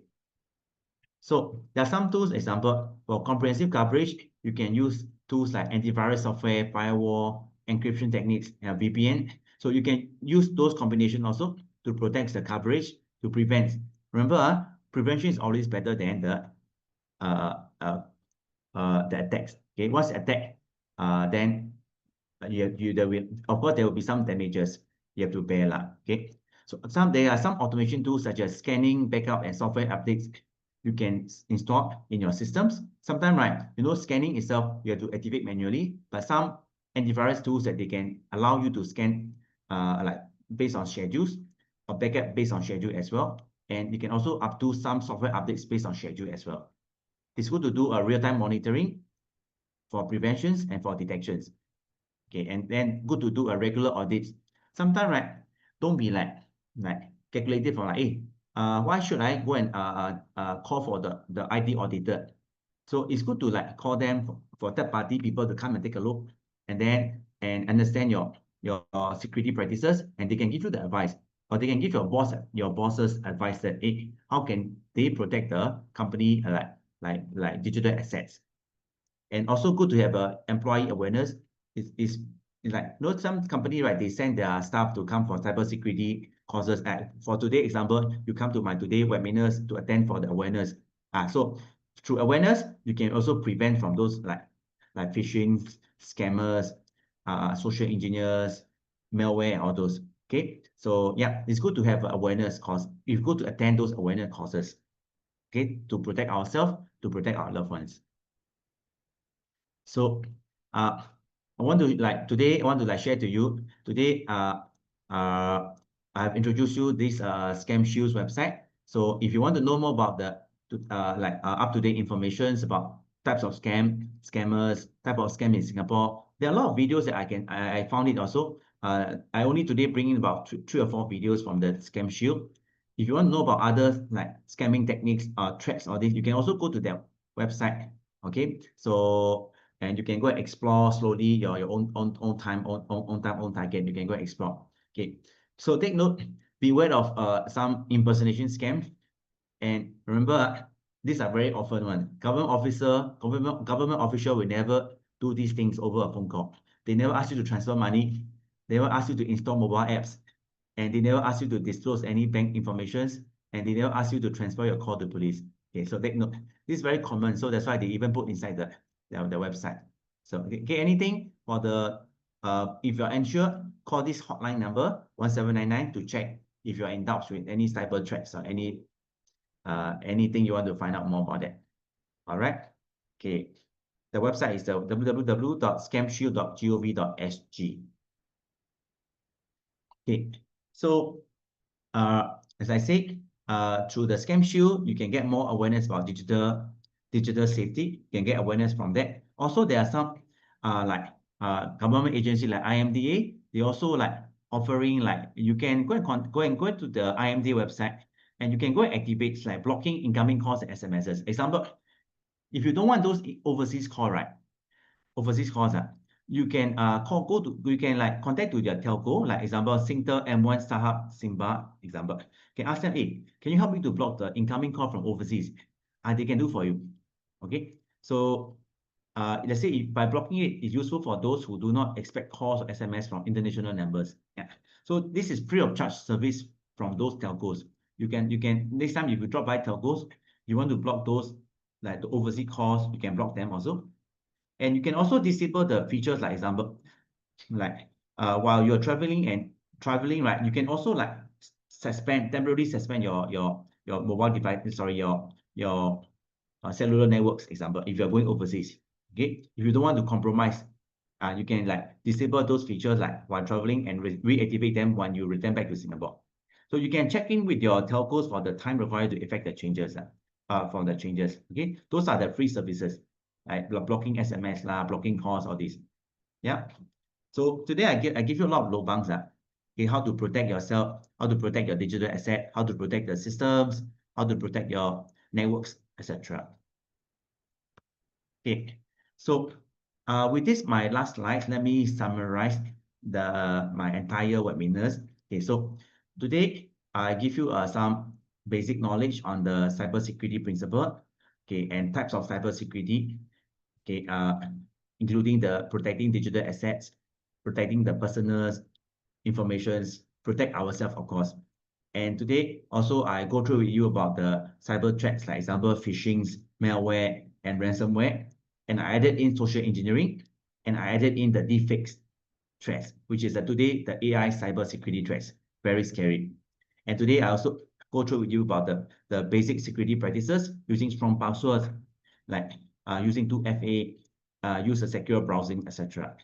And also I've gone through the how to protect personal devices, okay, using like example firewall, or IDS, IPS systems, antivirus software. And today I also went through how you can implement the data protection methods, okay, by using encryptions or backup, or by going to the BDPA Singapore website to put down your phone numbers to prevent from those telemarketers. You can do it. Okay, and next, today I give you some like signs of cyber attacks and how can we respond them effectively. And also we also discuss on the key cybersecurity tools to enhance digital securities. Like example, like tools can be like firewall, software, anti-malware, those tools that you can use it to prevent. Okay, and scam shield is for our mobile devices. And of course, I mean, today in our cyberspace, with all the scammers, we have to be play safe, and we have to safeguard against those safeguard from those attackers, hackers, and so on. We have, of course, remember, we have to protect also our personal informations.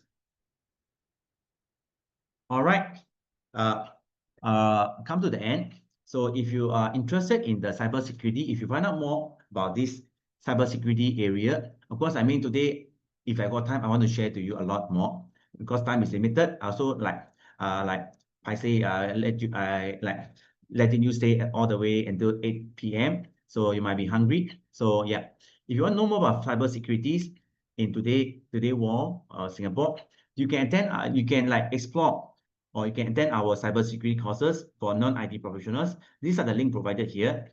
And if you are the industry player, you want to understand about how can I protect the industry control system, okay, you can explore this course as well. Because cybersecurity can come in different way. So example, today we discuss on the personal protections, system detection, device level detection. It could be for the industry control system protection also.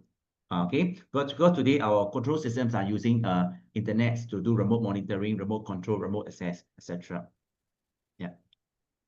And if you're interested in some AI courses, because today we talk about AI deepfakes stuff.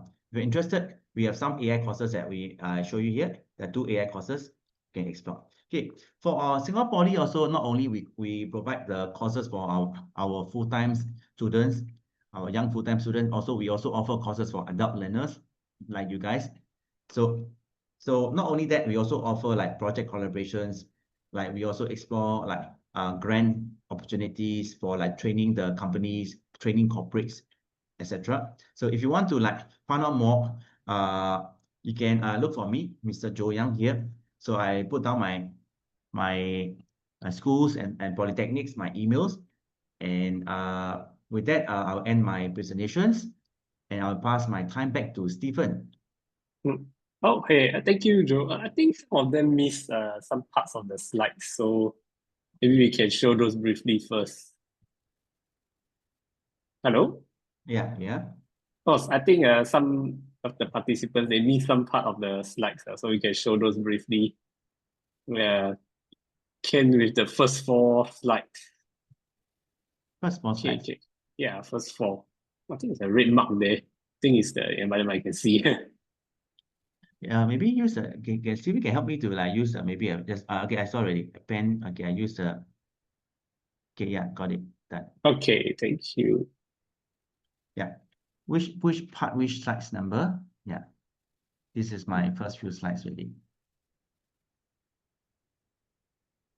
Okay, if you have any like questions, you can drop questions inside the chat box. Yeah, but I can't see, but I think Stephen will like convey me, tell me what are the questions that the participant type. Participants. Okay. The first, yeah, I think this is one of the slides, so maybe can go down slowly. The next, okay.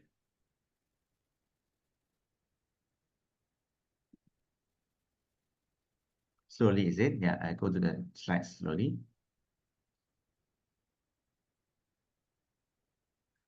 Okay. Okay, can I hope we get there? Okay, still some people give it. Okay, and also another slide is, let's Okay, by see. the way, this info, right, the top 10 scams of concern, right, you can find from the Scamshy website, scamshy.gov.sg. Yeah. Yeah, okay, next Slides one. before the PDPA part, after the phishing slide in the beginning. Oh, this one is,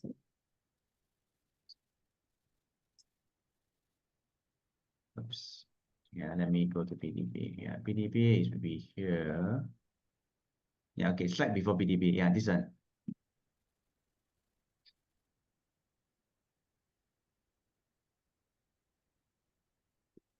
Yeah, okay, this is slide before PDPA. okay.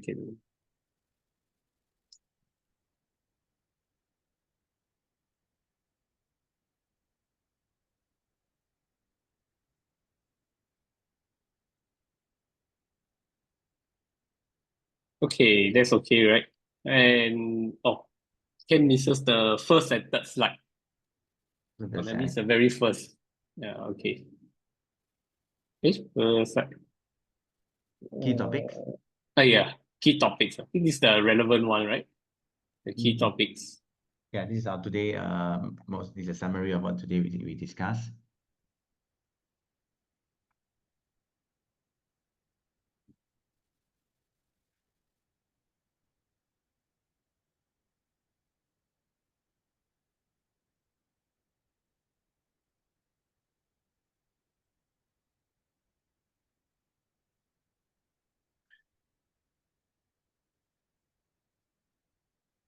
Okay, and then the third slide. This. Mm, This. yeah. Okay. Yeah. Okay, this slide also from the scamshield.gov.sg. Yeah. So you can get those like latest relevant information through this scam shield.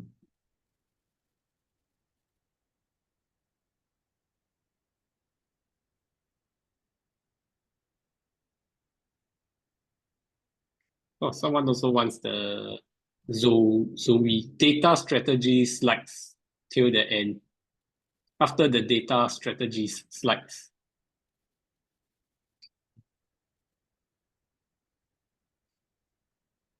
Data strategies. And go slowly now. Okay. Okay. This is these slides for network security.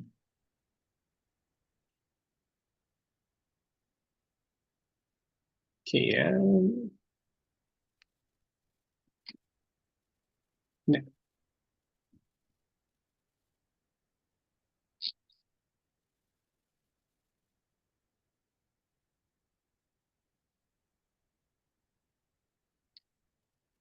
Okay, then you can go through it slowly. Hmm.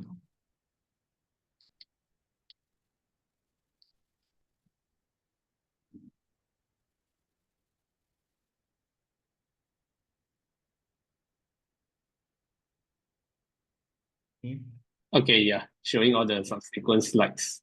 Okay, and there are some questions. Oh, someone is asking what is the VP, Su Yan is asking what is the VPN for McAfee on her phone for? Okay, VPN is a virtual private network. So example, right? We use this example for myself, right? If I want to access my school, like example, remote access, okay, to access the school systems or maybe like maybe some data. So normally, of course, I mean in the school, I mean for myself in the school, I can use as like our government official laptops that we can access it. But from remote, we have to use VPN. VPN means it will create the secure access between your device and your remote informations. So through VPN, only you and the systems are being connected. So it's very safe. No one can come into the VPN. It's like a tunnel lah. Only you and the remote source can be synced. Today there are some like VPN software tools that you can like purchase it so that when you go to internet space, it will be safer for you. Okay, then another question. Could malicious websites also have URL starting with HTTPS, then the two dots and the slash? Then how we differentiate between the authentic and bogus ones? Of course, I mean we need to have a sixth sense from ourselves also. Let's say example, okay, of course, I mean attacker also can be act like because attacker can today are very advanced. They can make use of HTTPS to pretend that they are also safe also, right? All right, so for that case, like you really have to like really take note whether like just now the video also mentioned whether the particular website got some typo errors or not, some malicious stuff or not. Then sometimes you notice that some those malicious website, they might poorly structured or poorly designed or poorly label or name all their links or this. So you have to go and trace it out. Of course, you need some kind of like alertness lah. Yeah. For the first glance, you look the same. I myself also last time I get the SingPost scam, right? I go to the link. It really looks like a SingPost, but I realized it that the IP address sometimes right the address is like typo error, got S without S, got sometimes got dash, very funny one. So you have to look at all these URL addresses. Yeah. Oh, okay. Zoe wants you to continue the slide till the end, but slowly. Okay, yeah, sure. Okay. Oh, and let me go down the list of questions. Okay, so you asked, but VPN is for laptop, but how about VPN for phone? Okay, let's say right, the VPN got a few users lah. Let's say if you want to like secure your phone network access, you can download those like Tunnelbell lah, those VPN software that those online that they got advertised. You can download it. Like you can download Cisco VPN for those enterprises. So by using VPN, your devices will be somehow will be protected, cannot be seen from the outside world. You get what I mean? Because it's the example like once you're in the tunnel, only you'll be the only one in the tunnel. Other cannot see you. This is the concept. And some people use VPN for like example, they want to connect to like example US network. We want to connect to the like overseas network. Some people use that kind of purpose. Yeah. So there are a few Okay. use. Mabel also asked how to get VPN on Android phones. Okay. I'm not the seller of like VPN, but you can download like okay, there are many VPN tools. Okay, some of them they give you free tools, but please take note. Although VPN is safe, there are some malicious app. Some like example like I say bad apps lah. So attackers right, they put this VPN software into that app stores, and then they give you free. After that, what happened? They will get your username, password, login informations. They let you use for maybe about 1 week or maybe 1 day. After that, they lock you down. You cannot use it anymore. But your data has been breached. So be aware of all those free software, free VPN. And there are some how I know whether it's free, good one or not reliable. You can go and check through some like example comments or feedbacks or some reviews. Please go through the reviews, okay, to understand how many people complain about this software, how many people say that this is like a scam also. So please take note. So just now I mentioned, right, even antivirus software itself can be a virus also. So do aware of that. Not sure, you can call to those like expert, IT expert, or at Singapore, we have this scam shields hotline, call to them. Or you can go and like check the online reviews. Yeah, for that. Yeah. Okay, I will not recommend any particular VPN software, but you can search Google. There are some tools like like NORD, the not VPN, which I used before for my projects. I use Thunderbird for free. They give you a short period to use it for free. So yeah. Okay, this is a different question. So we ask, is it possible for someone whom is not in cybersecurity career to pivot from a non-tech degree or background? Okay. So again, the question again. He's asking, is it possible for someone who is not in a cybersecurity career path to pivot from a non-tech degree or background? So that means for non-tech degree or background, they want to like go into cybersecurity, isn't it? Yes, correct. Okay, I mean, I would say, I'm not sure, is it based on you want to be like change your career or change or jump to this cybersecurity career or just by own interest? I'm not sure for that. Let's say if you want to change the career, I say why not? Today, cybersecurity like experts are in demand. You go and check it out. They also high demand and they also like high paid like. But I know what I heard from those job street or this, they are high in demand. The main thing is that I would say, I mean, I would say like, so a bit of like I would say, you need to be like, be in stationary, you have to monitor all the threats, all these things. You have to like the job scope. Okay, you have to like after that you like the job scope, like the job already, like monitoring all this. Some people may find it boring because you have every day is monitoring. Okay, so if you're interested, like you are like CIA officer, like I would say, CIA agents. So you want to like investigate all these. If you're interested, yeah, it's a good career options to go for cybersecurity. Yeah. Okay, and PC is asking how to remove malware software from laptop directly. Why is it difficult? Yeah. Okay, for Windows, right, they have a Windows software. I mean, like you can go to Windows app, you can go and remove it. But some malicious malware, right, it can be seen from the Windows apps. Okay, you can uninstall. But the thing is that you don't know what the software name. Okay, so what you can do is that you can browse through, go through. If you see something that like not right or something fishy, you can go and remove it. Remove the software. That one you must know it lah. Okay, let's say there's a malware that inside you don't know. Okay, I will give you one example. Used to be one of my friend. Okay, so she's using the Google Chrome. She thought this is a real Chrome, but in fact this is a fake Chrome. So be aware of that also. Sometimes you're using Chrome, but it's not real one. It's a fake Chrome. Why I know that? Because I went to the software update for the Chrome. It can't update. It will stop at the certain version, and then it looks very like old-fashioned Chrome. Okay, so my friend never aware of that. So I aware that, hey, this one cannot be a Chrome. So Chrome software. So quickly I go to the app store, not app store, sorry, the Windows app. Then after that I uninstall, remove it, the malicious software. Yeah, so it's gone already. And it also remember some software, right? They also block from installing the real software. So they are very smart. So this Chrome one, right? Provided there's Chrome, the fake one is inside, they don't allow the legitimate one to install. No, they block it. So okay, there are some also software, antivirus software, they can scan the malware also. Okay, for PC, I guess, you can download those like antivirus software and they can detect the malware applications and then they can either remove or they can quarantine this software. Yeah. Okay, yeah, and I answered the last question already because you mentioned it just now through the comment. Okay, Ken, I think that's all the question we have. Okay, I'll go through my sharing now. Yeah. Okay, thanks, Joe, for the good session. Okay, Yeah, sure. I okay, stop sharing. Yeah, stop sharing. Okay, okay, thanks everyone for your attention and all your questions also. Yeah, if you need anything, you can also reach out to me through my email.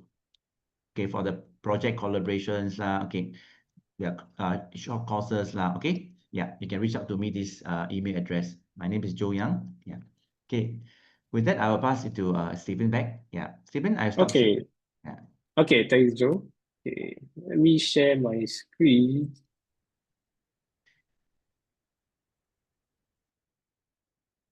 Okay, check. So these are just the usual library resources recommendation. Oh, wait a minute.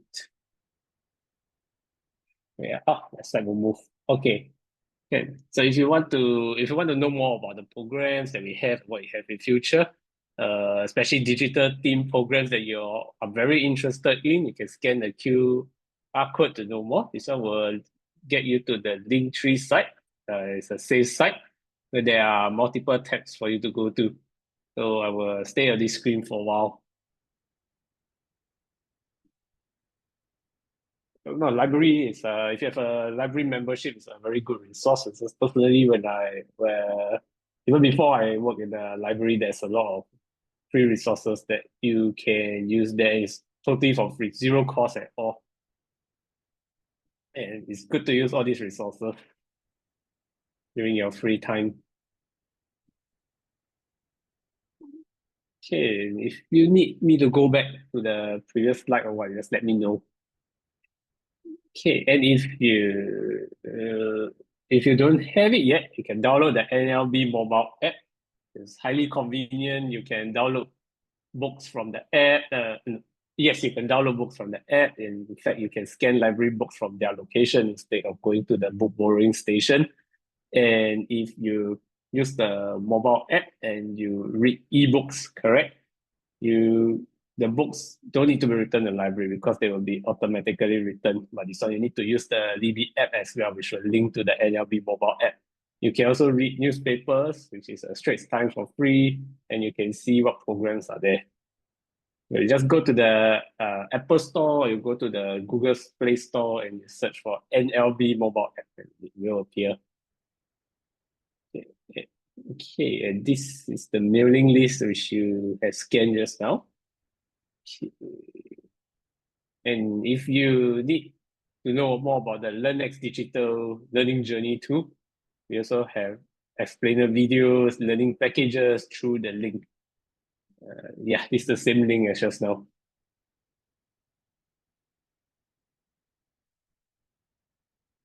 And if you want to find out more about the digital programs that we have, like the program we have today, you can access the web page by scanning the QR code at the site, which will link you to a page where all our future programs will take place. Yeah, there are some that are Zoom and there are some that are taking place in a library, but nowadays there are more in-person sessions than Zoom. Though Zoom is more convenient, yeah. Okay, I'll stay on this page for a while.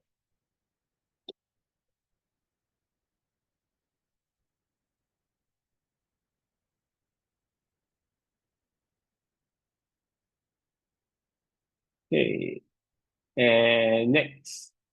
Okay, and here's how you sign up for the programs. You browse through the programs that are listed, and then after that, you select the programs that you want to join. And then afterwards, you register via the individual form link. Yeah, just complete the registration process through the provided links, and afterwards you get an email like, hey, you have signed up for this course. That's a confirmation.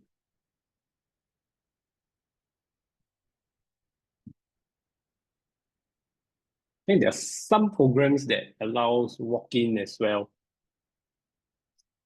So if there's sufficient space, you can walk in as well. Although they will list the program is full. If you try to scan it, sometimes you'll say the program has already been filled, the seats.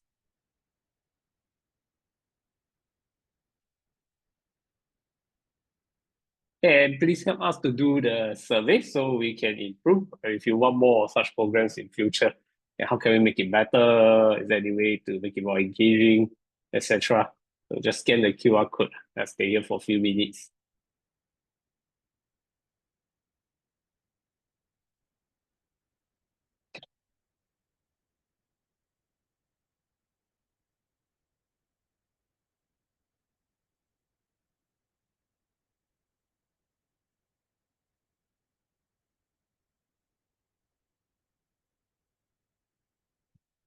Sometimes you get the QR code, you can continue doing it later. You can do it over dinner also. Not everyone's hungry. Okay, all right. And yeah, I think that's it for my sharing. Okay, thank you everyone for coming. Yeah, and that's the end of this session today. Yeah, hope you all enjoy, and thanks to Joe for giving a good presentation about scams. Yeah. So remember Scam Shield. Yeah, it's Scam Shield. Download Scam Shield. In fact, it also helped me. It also helped me as well because I have been trying it. I have received less phone calls already afterwards. Yes. Okay, I shall stop sharing here.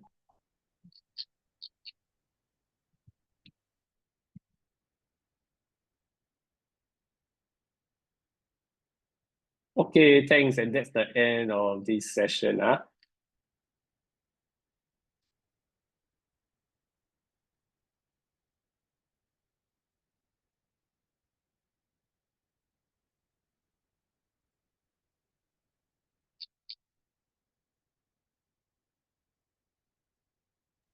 Steven, I make a move first.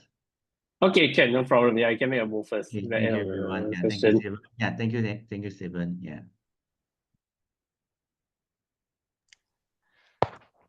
Yeah, Stephen, this is Li Huan. Hey, yeah, okay. Good night. Thanks.